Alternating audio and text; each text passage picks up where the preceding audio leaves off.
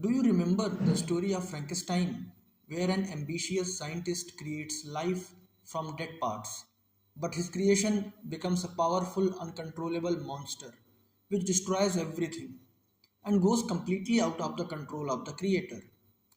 What if I say this might be the case with international organizations also? What if international organizations are not just puppets of the states? What if they are Frankenstein monsters, powerful, autonomous bureaucracies that create their own disasters independent of what states want? Hello everyone, welcome to the Agora Brief. Today we are going to decode a classic paper that changed how we see global governance.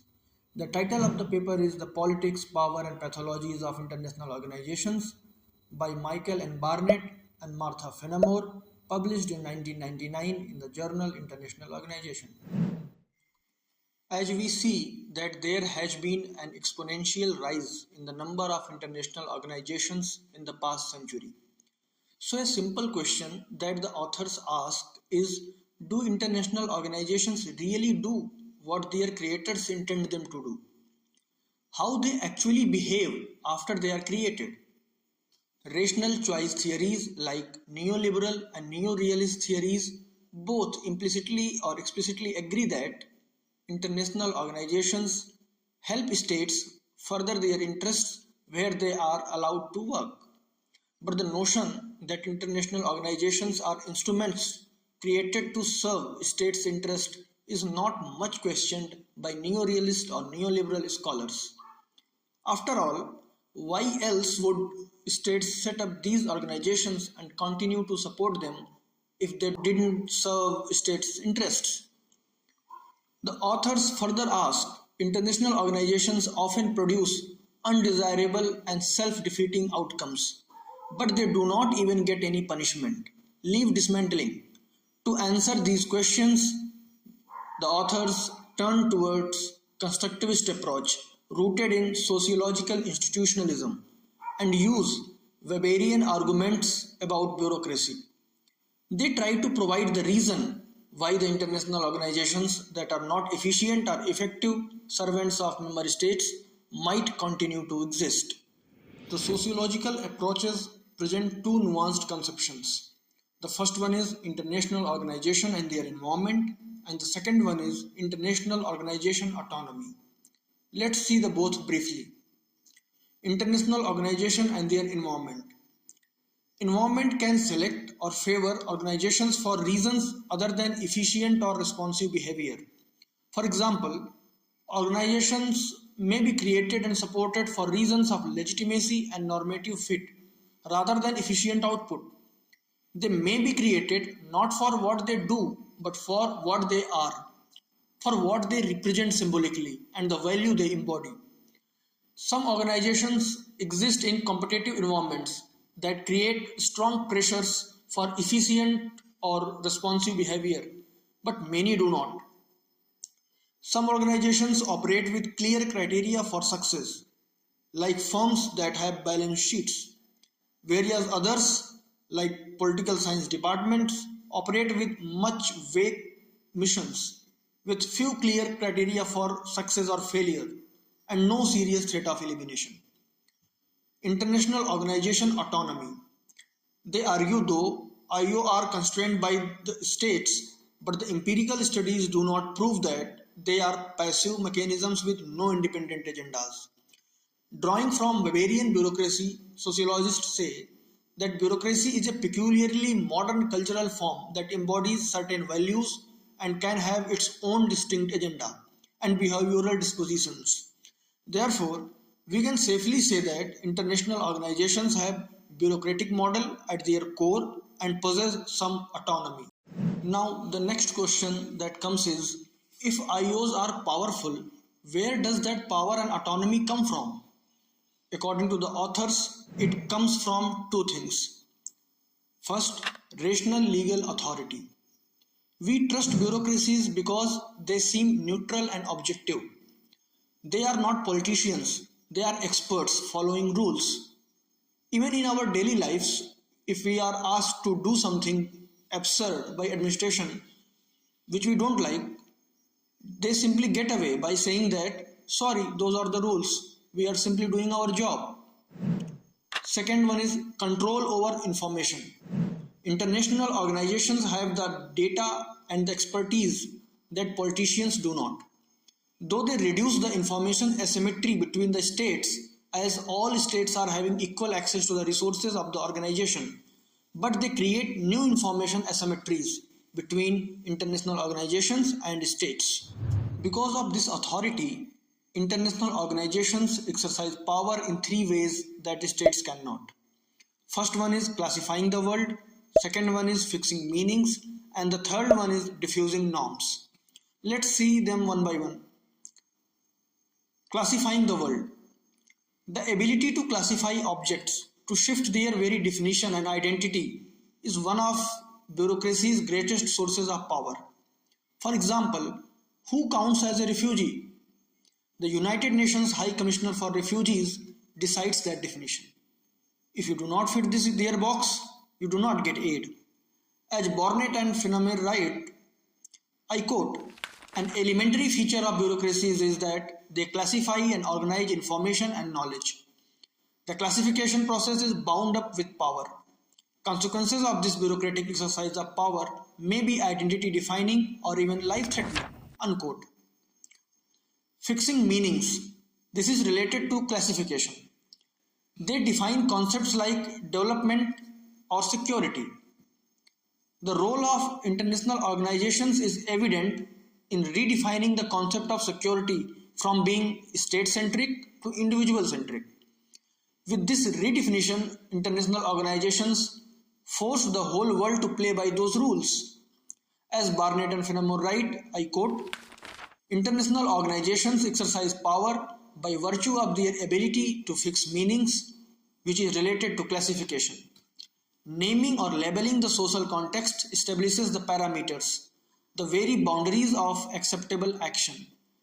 Because actors are oriented towards objects and objectives on the basis of the meaning that they have for them, being able to invest situations with a particular meaning constitutes an important source of power. International organizations do not act alone in this regard, but their organizational resources contribute mightily to this end. Unquote. Diffusing norms. After establishing the norms and rules, international organizations are eager to spread them as condition for good political conduct. They act as missionaries, spreading values like democracy or human rights to countries that might not have them. As Barnett and Finnemore say, I quote, officials in international organizations often insist that part of their mission is to spread, inculcate, and enforce global values and norms. They are the missionaries of our time, armed with a notion of progress, an idea of how to create the better life, and some understanding of the conversion process. Many international organization elites have as their stated purpose a desire to shape state practices by establishing, articulating, and transmitting norms that define what constitutes acceptable and legitimate state behavior. Unquote. The authors argue that these powers of international organizations can also breed dysfunctionality. They categorize theories of dysfunctionality in two dimensions. First, whether they locate the cause of international organization dysfunction inside or outside the organization. And second, whether they trace the causes to material or cultural forces. Now, this produces four categories of theories, which can be understood by this diagram. In this diagram, as you can see, on left hand side, there are material and cultural factors. This constitute one dimension. On the top, you see internal and external. This constitute the another dimension.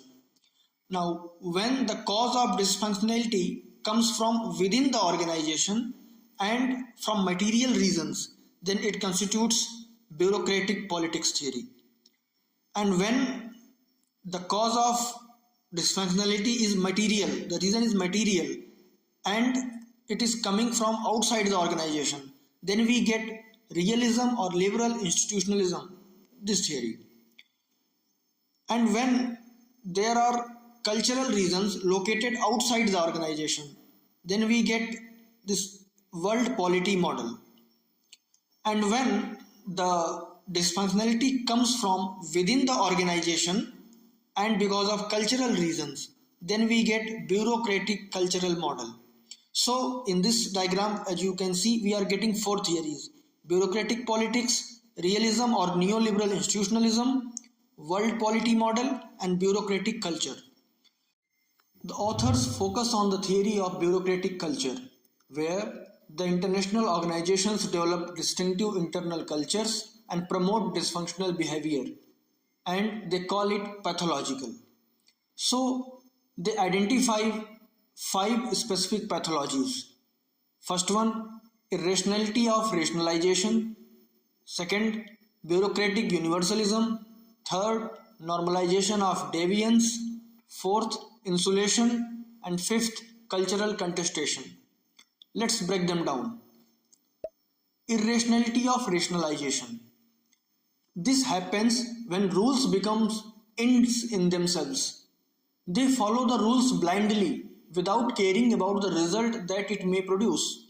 For example, the United Nations measures success by holding elections. So they hold election in unstable countries like Bosnia, even when it might restart a war. They are ticking a box, not solving the problem. Bureaucratic universalism. This is the one size fits all problem, which emerges from the bureaucratic belief that technical knowledge is transferable across circumstances. But this is not the case. For example, the International Monetary Fund applied the same austerity rules to the Asian financial crisis that they used in Latin America, even though the situations were totally different. The result? They made the crisis worse. Normalization of deviance. Bureaucracies make small calculated deviation from established rules in case of special environmental and institutional developments. Over the time, these exceptions can become the rule. The deviance is normalized. The authors note how the United Nations High Commissioner for Refugees started allowing involuntary repatriation of refugees, something that was supposed to be forbidden, because they slowly lowered their standards over time. Insulation. Bureaucracies concentrate professionals inside organizations, which creates an organizational worldview distinct from the larger environment. Since there is also absence of competitiveness, therefore international organizations often don't listen to feedback. The World Bank is dominated by economists who create models of the world that don't match reality on the ground, leading to failed projects. And the last one is cultural contestation.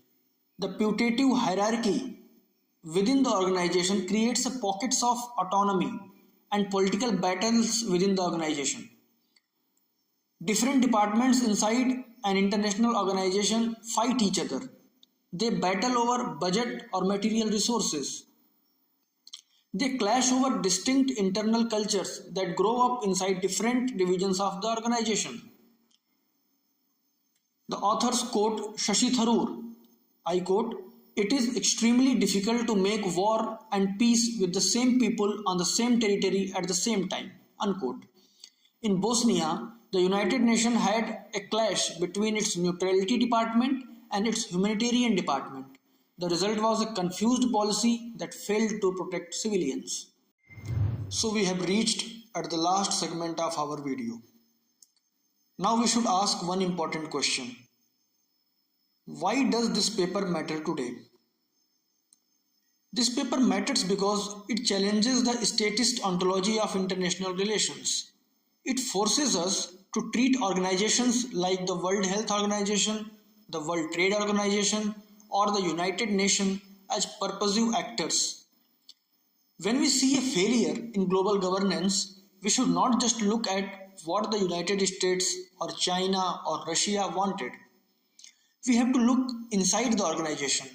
We have to look at its culture, its rules, and its professional biases.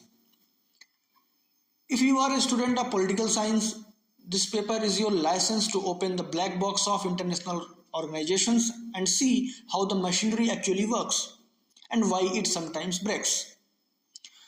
So that was a brief on the paper Power, Politics and Pathologies of International Organizations by Barnett and Finnemore.